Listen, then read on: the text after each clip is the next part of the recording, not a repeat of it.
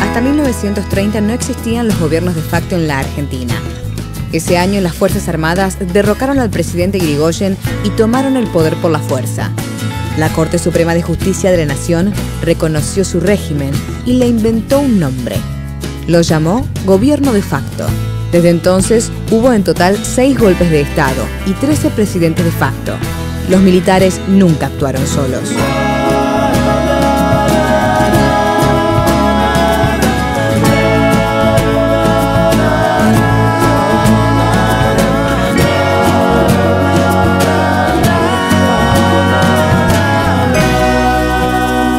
Esta serie cuenta la historia de esos hombres y de las corporaciones que los sostuvieron. Doctor, es un placer estar con usted acá. Quisiera pedirle si puede hacer un recorrido de lo que fue la Ley Sáenz Peña, que fue un antes y un después. Todos sabemos lo que pasa a partir de 1860. Buenos Aires domina el país, de alguna manera. Tanto en la Argentina como en casi toda América Latina, se establecieron repúblicas oligárquicas. Esas oligarquías se mantenían en función de fraude electoral, no había... Se legitimaban a través de un argumento, bueno, no podemos dejar a estos negros, estos indios, estos mestizos manejarse por sí mismos, hay que educarlos antes y después vamos a llegar a la democracia. Eso que se mantenía a través del fraude, fue generando una resistencia que comienza a eclosionar fundamentalmente en 1890, con la Revolución del Parque, con la Unión Cívica. Es el mes de marzo. Se va a elegir presidente a la manera tradicional. La Unión Cívica, que ya es fuerza popular, tras una convención se abstiene no conforme con el sistema. Pese a la abstención de la Unión Cívica, el trámite se cumple. El país tiene un nuevo presidente, Sáenz Peña. Entonces, llega la ley Sáenz Peña, es decir, se concede el voto secreto obligatorio, terminan las elecciones que se hacían en los atrios de las iglesias, los balazos, el voto cantado, las bolsas con libretas. La bolsa de libreta, todas esas cosas. 4 años después, la ley se cumple. Bajo la ley Sáenz Peña, el pueblo va a votar. El poder cambiará de mano y de doctrina. Irigoyen es presidente. Después, los hechos que han entrado en la historia. Un carruaje tirado por el pueblo desde el juramento hasta el poder. Primer presidente electo por mayoría popular, con voto secreto obligatorio, Hipólito Yrigoyen en 1916, que es el movimiento de ampliación, el primer movimiento, la primera ola de ampliación de ciudadanía real, que abre a la clase media argentina.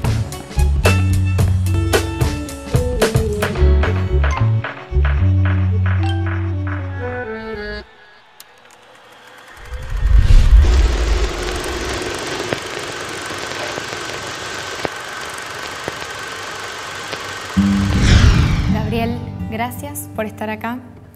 Tenemos la intención en una serie de conversaciones de ir transitando lo que ha sido el siglo XX argentino a través de sus presidencias de facto, a través de los golpes de Estado que se han sucedido, comenzando desde el 30. Así que para empezar, la primera pregunta es, ¿cómo caracterizarías este golpe ¿Y qué podrías decir de Uriburu, de José Félix Uriburu, que va a ser el presidente de facto que se va a imponer en ese momento? Sobre el golpe diría que, como uno lo mira desde ahora y hubo un montón de golpes de Estado, le pone de nombre el primer golpe de Estado, pero en ese momento era el único y entonces fue un suceso muy significativo, ¿no? Es decir, muy trascendente porque rompía una larga época de institucionalidad que, más allá de que en Argentina antes de 1916 había un sistema de gobierno controlado por un grupo pequeño, donde por momentos se aplicaba el fraude, de todos modos nunca había habido un quiebre en la legalidad, ¿no? Y al hacer esto, es decir, al un sector de las Fuerzas Armadas, del Ejército en particular, decidirse a romper el orden constitucional, no solo sientan un precedente tremendo para lo que viene después y le marcan un giro fundamental en la historia argentina, sino que además fue un impacto muy grande para los propios protagonistas, ¿no? Uriburu tenía una idea distinta. Uriburu era, ¿no?, el poder fuerte y el poder que supere este mal invento que es la democracia liberal.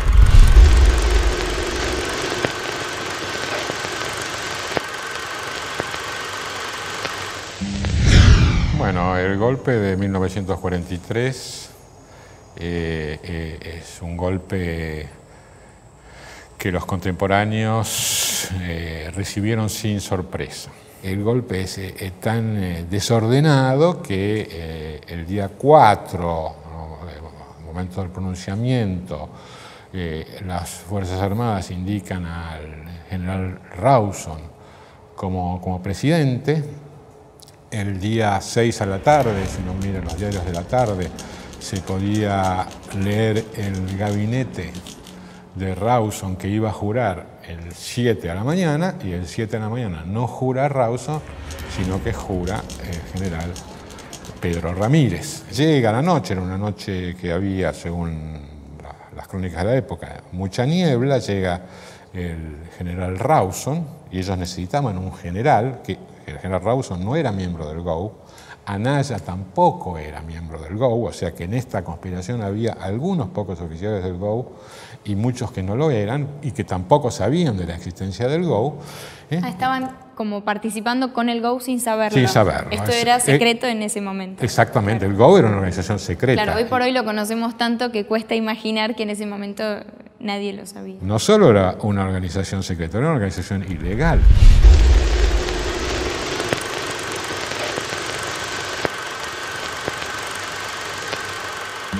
En cuanto al Farrell de la coyuntura, Farrell es de lo mejor que sale del GO, ¿no? Es un nacionalista, no fanático, respalda a Perón, que es lo nuevo en esa Argentina, es lo nuevo. Ahí ocurre el 17 de octubre, en el cual Farrell no tiene nada que ver. Nada, pero nos interesa. Claro, pero bueno, por lo menos hay algo que sabemos, no reprime. El 17 de octubre no hay represión, hay por el contrario, se facilita el 17 de octubre, hay puentes que se bajan para que pasen los obreros. Lo que más logra y lo que genuinamente logra el primer peronismo es una conciencia antipatronal por parte del obrero. Hay muchas declaraciones de obreros que dicen: con Perón aprendimos a faltarle el respeto a los patrones.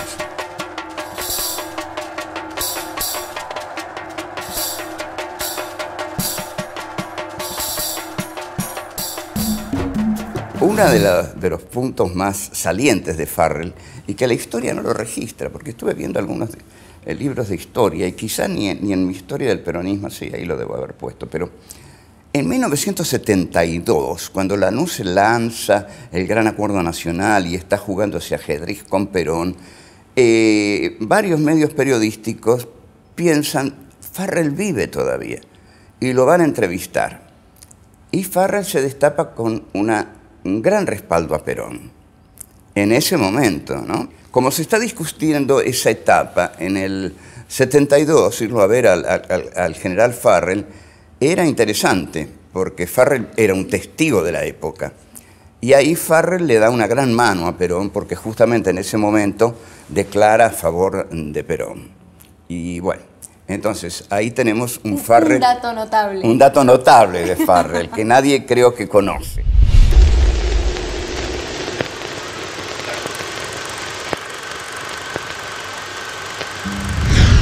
usted vio ese bombardeo, ¿qué recuerda? ¿Qué imagen tiene, o qué sonido, o qué sensación? Bueno, yo no entendía, pero yo tenía 13 años nada más. Entraba a la 1 al colegio, a las 12:30 se produce el bombardeo, salgo del subterráneo y veo que hay aviones que están tirando bombas y se ven también, recuerdo la imagen de las balas trazadoras de las ametralladoras de los aviones. Yo recuerdo haber visto los aviones y la línea de puntos que salían, que yo en esa época no sabía qué era, digo, me enteré después de qué era eso, pero era muy impresionante.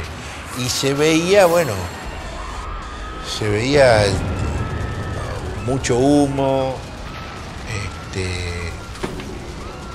tierra que saltaba, digamos, pegaron en los canteros de la plaza, y gente que corría. El golpe de Lonardi es uno de varios golpes militares realizados en la Argentina con la fantasía imposible de una regresión a una supuesta armonía de un pasado ideal, medieval, donde no hay conflictos, donde todo es armonía, donde los dictados de la Iglesia son los que regulan la vida de las personas. Y Lonardi en el 55 duró desde el 22 de septiembre hasta el 13 de noviembre. No llegó a durar 2 meses en el gobierno.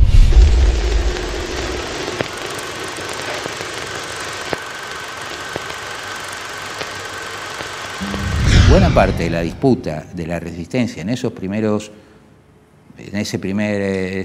2 años, digamos, pasa por disputar qué sentido debe darse a la experiencia peronista que recién concluyó. Hay una operación muy grande del Estado en manos de los golpistas que insisten en describir de cierto modo la experiencia peronista que ha terminado. Y la lucha que da la resistencia es por decir que la experiencia peronista es una cosa distinta de la que el Estado dice. Quisiera que hagas una alusión al intento de golpe del 56 con Valle y Tanco y bueno, los fusilamientos de José León Suárez que va a denunciar Rodolfo Walsh en la Operación Masacre. Yo creo que en la memoria del peronismo aquello quedó como la exhibición del odio antipopular y naturalmente antiperonista, y en tanto antiperonista, antipopular, del antiperonismo, ¿no? La expresión más brutal de que estaban dispuestos a todo.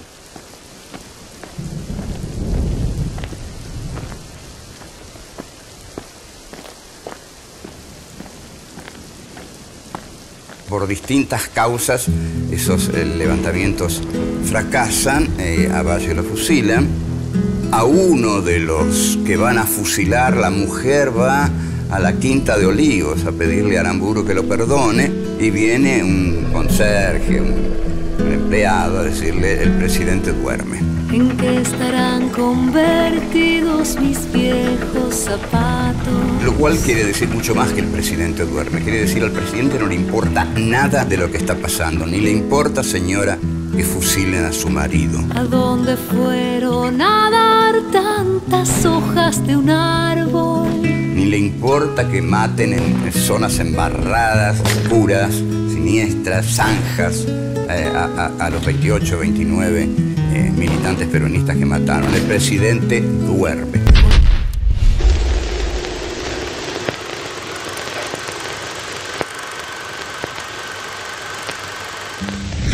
El resultado de esto fueron 2 años de un gobierno, bueno, realmente 1 año y pico, 1 año y algo, de un gobierno de facto rarísimo en el cual Guido de repente, si triunfaba un sector decía una cosa, si triunfaba el otro sector del ejército decía otra.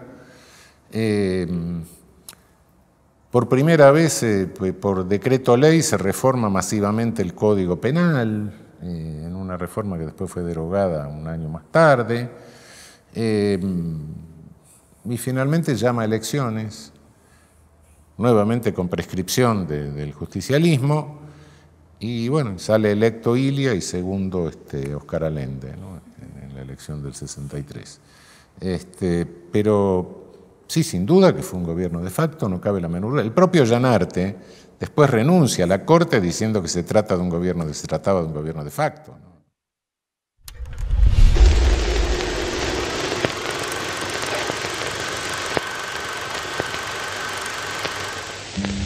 Ir por más en ese momento significaba no dejarse quitar ni siquiera estas dos cosas. Se da esta característica, por un lado, de una clase obrera formada, consciente, que nunca había sido avasallada, y de una clase obrera que empieza a vivir en el año 68 un protagonismo muy grande del estudiantado. Al punto tal que en abril y mayo de 1969 el estudiantado, no solamente de la Universidad Pública, sino también de la Universidad Católica de Córdoba, estaba en plena efervescencia y con los comedores universitarios y muchas de las sedes universitarias tomadas. De ahí que uno de los bastiones del Cordobazo haya sido el barrio universitario, el llamado barrio Clínicas. Yo te digo, yo fui parte de esa generación, yo tenía 16 años cuando fue el Cordobazo, y teníamos clarísimo que así como morían Bello y Cabral a los 18, salíamos a la calle y nos daban unos palos que no te pedían si tenías 16, 18, 22. Te molían a palos.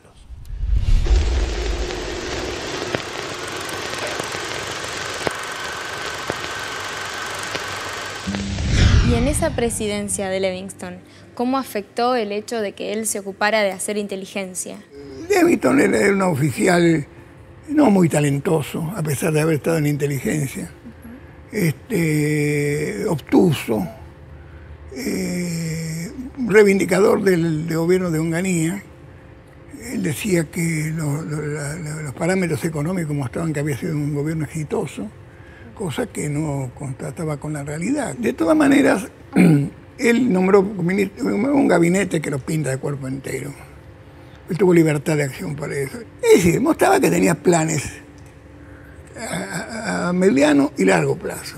O sea que él tenía, más allá de que lo habían llamado sin que él lo esperara, él tenía un proyecto de gobierno. Por lo menos lo elaboró en el avión. En el momento, pero claro. En definitiva era lo mismo que Onganía. Yo lo que quiero resaltar con él es que tenía una concepción, digamos, propia de los servicios, digamos, maniqueísmo, blanco y negro, no hay matices, el enemigo es este y ahí le damos. Y no entendió lo que estaba pasando en la sociedad porque todo era subversivo. Las huelgas, los pronunciamientos incluso de las cámaras empresariales, todo eso era para él algo que se escapaba a su comprensión.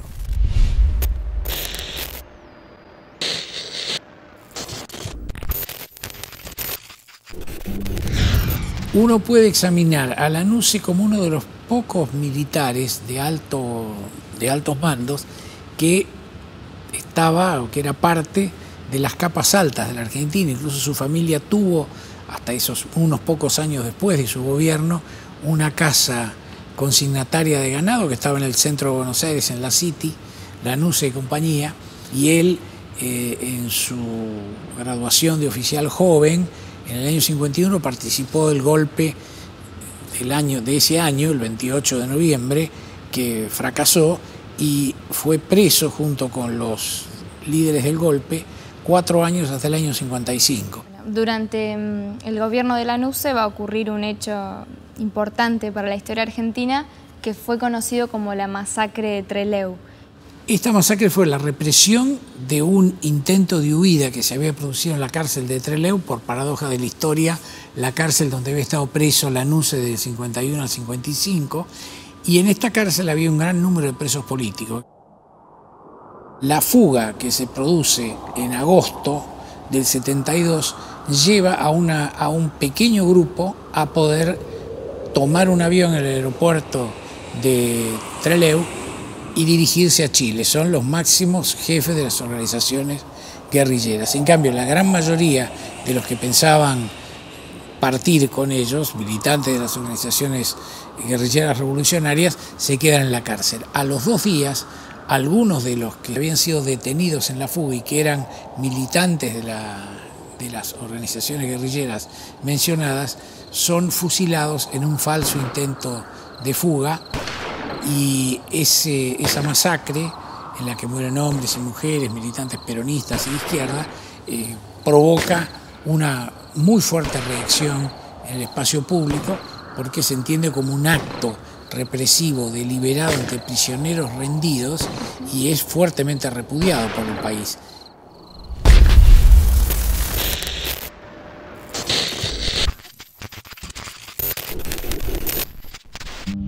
Una dictadura que tenía un proyecto que iba más allá de la represión o de cambiar el gobierno, etc.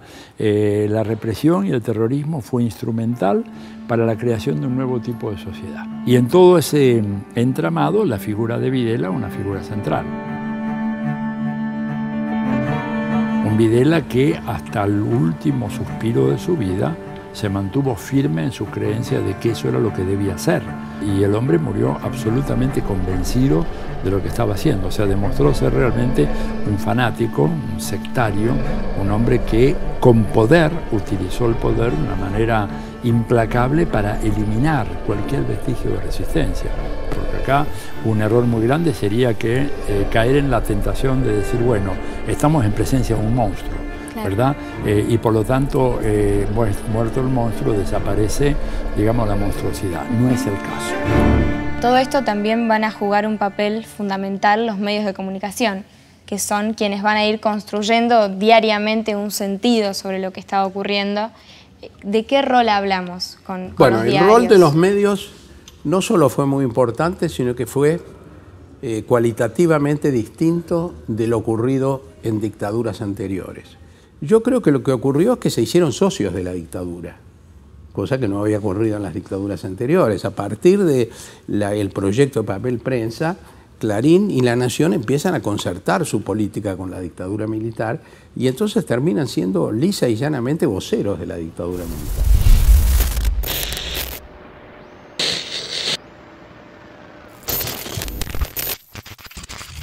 No pudo hacer, y que de alguna manera era el proyecto que intenta llevar adelante Viola cuando sucede a Videla, era la posibilidad de que la dictadura organizara su propia sucesión y que entonces hubiera un presidente civil, vaya a saber cuántos años después, que de alguna manera siguiera aplicando la misma política.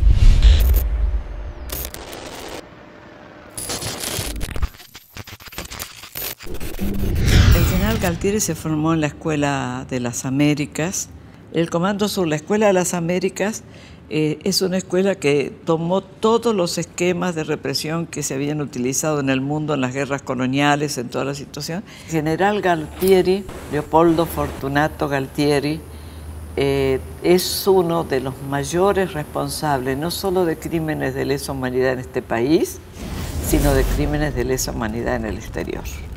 Y además es el responsable del tema de Malvinas. Ellos, encandilados por este poder, porque ellos cada uno quería demostrarle a Estados Unidos que era mejor en el tema de Cóndor. Es decir, el mismo hombre que destruye a tantos argentinos en función de la seguridad nacional, en el momento que va a Malvinas es traicionado por Estados Unidos, por Pinochet, y te digo, Stroessner mismo, te das cuenta que estaba rodeado de traidores.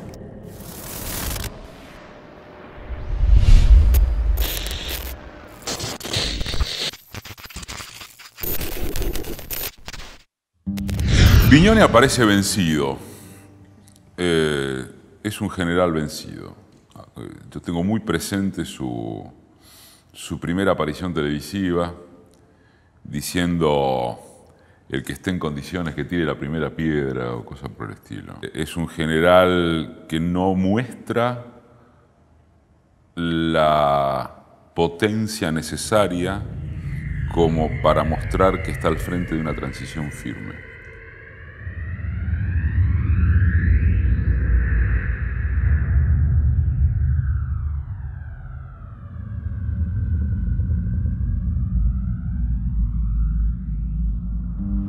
Hemos tenido desde 1930 hasta 1990, son 6 décadas, donde ha habido por lo menos un golpe militar por década.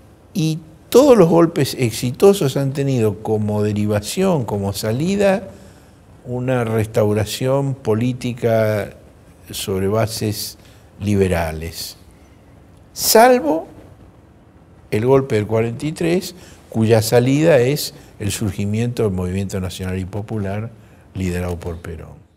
Cuando usted dice bases liberales, ¿a qué se refiere para imaginar estas salidas? Bueno, Uriburu da el golpe del 30 con un planteo corporativo, antidemocrático, e inmediatamente asume el poder el general Justo, que tiene una relación totalmente distinta con los partidos políticos y sin ninguna fantasía de tipo corporativista. El golpe del 76 también, todas las banderas de la pureza y de la lucha contra la corrupción. El comandante de la Fuerza Aérea, Agosti, hace un discurso donde él parafrasea el misterio de la Santísima Trinidad y dice que la Junta Militar son 3 poderes distintos que forman uno único e indivisible. Es decir, esto es permanente en toda esta retórica. Ahora, la economía la maneja Martínez de Oz. El principal enemigo son los medios de comunicación. El partido político de la derecha son los medios de comunicación. Lo que quiere esta gente es que le dejen libre al mercado.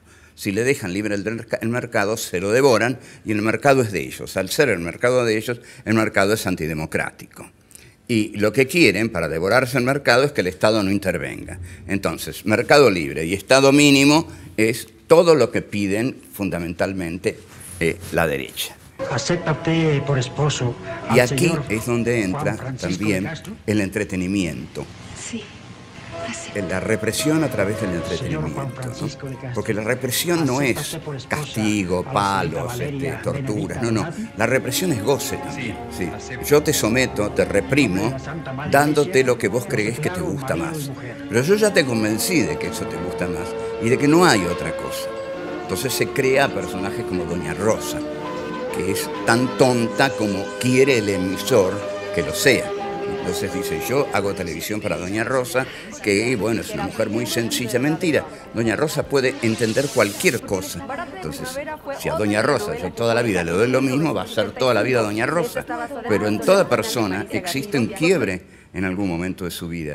Y hay que facilitárselo, hay que luchar por un quiebre de nuestra gente, que diga un día, esto es una porquería, esto es basura.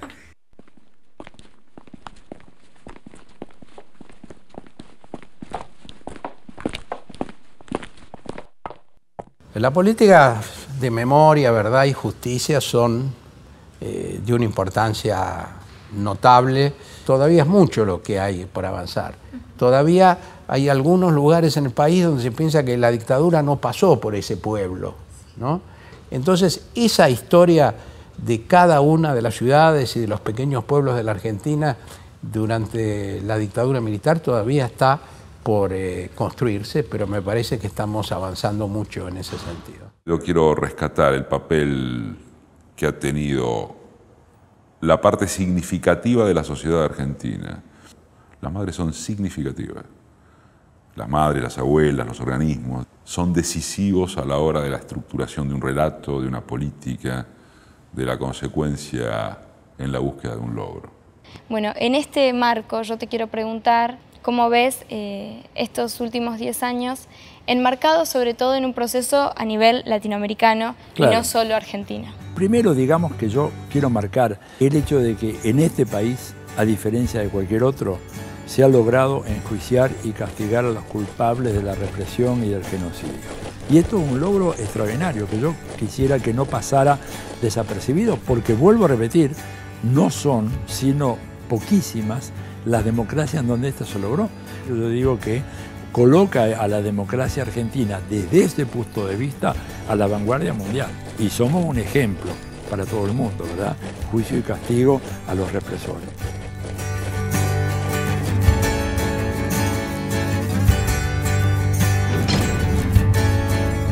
Lo segundo, que también me parece muy importante, es el hecho de que en la Argentina se logró la subordinación del poder militar al poder civil, lo cual es un dato muy importante. Una democracia no puede llamarse así si vos no tenés la completa subordinación de las Fuerzas Armadas al poder civil. La Argentina lo logró.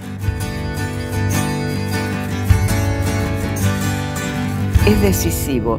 Este es un periodo decisivo en la historia de América Latina, porque nuestro destino ahora es recolonización o independencia.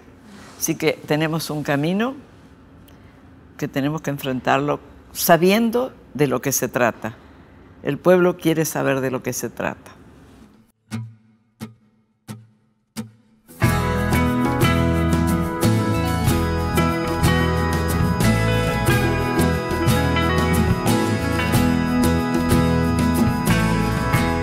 No queda mucho que decir, mas queda mucho por hacer en esta casa nuestra.